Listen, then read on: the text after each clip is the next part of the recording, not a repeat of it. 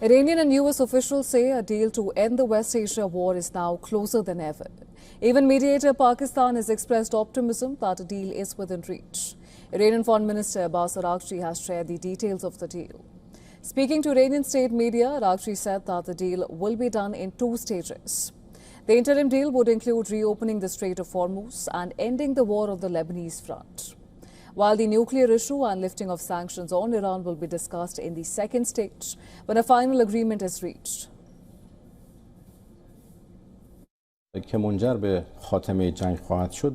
These negotiations, which will lead to the end of the war, are envisioned in two stages.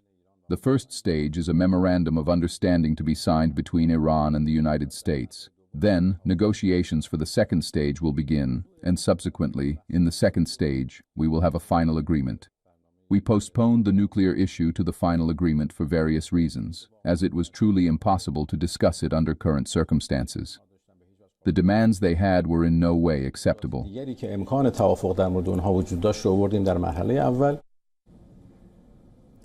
Araghchi also made it clear that Iran will continue to exercise some form of control over the Strait of Hormuz.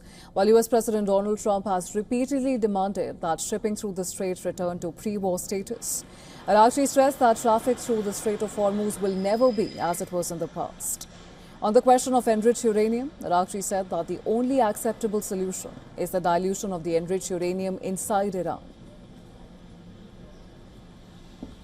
Of course, our position has always been, and this has long been our policy, that if high-level enriched uranium material, particularly the 60% enriched material, is to be addressed, then from our perspective the only acceptable method is its dilution or conversion inside Iran. The Iranian foreign minister rejected yielding to any pressure or threat from the United States, saying that Tehran never succumbs to pressure. He also accused Israel of attempting to sabotage the deal. But separately, the top Iranian negotiator and parliament speaker, Mohammad Bagher Ghalibaf, has called the US to honor commitments which are made in the deal. In a post on X, Ghalibaf wrote that there should be no ifs and buts, and commitments made must be kept by the United States. Pakistani Prime Minister Shehbaz Sharif has also confirmed that a final agreed-upon text of the peace deal has been reached. As the two sides inch closer to a deal, the Swiss Foreign Ministry has proposed Switzerland as the venue for a possible signing of the deal. The French Foreign Ministry has also urged both sides to seize the moment and end the war. However, the deal has now turned into a narrative warfare. According to Iranian news agency IRNA, after an initial agreement, Iran and the United States will further hold 60 days of talks, with the focus shifting to talks on Iranian nuclear program and uranium enrichment. While Mehr news agency says that the deal would also see the release of $24 billion in frozen Iranian assets.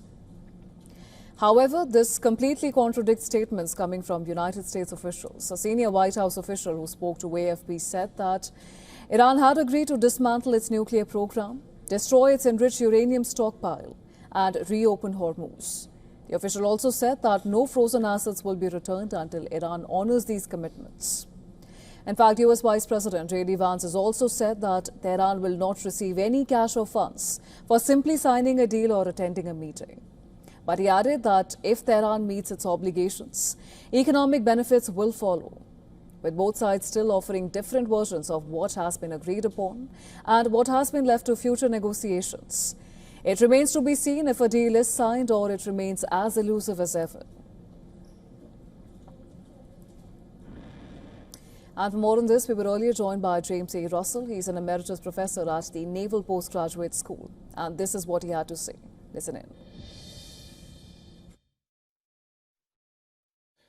The big difference, again, as you highlighted in your report, between this sort of flurry of diplomatic activity and previous ones, is that it's the Iranians themselves who are asserting that a deal may be in the offing. That hasn't happened before.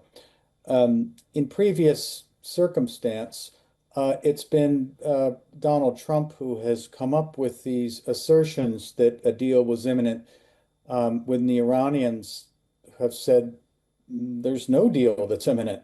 We don't know what he's talking about.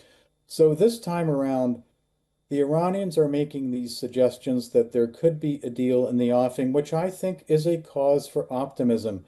We should all hope that the two sides are able to reach some kind of agreement and at least agree to a ceasefire and get down to brass tacks on the issues that still divide them, as you outlined in your very cogent report.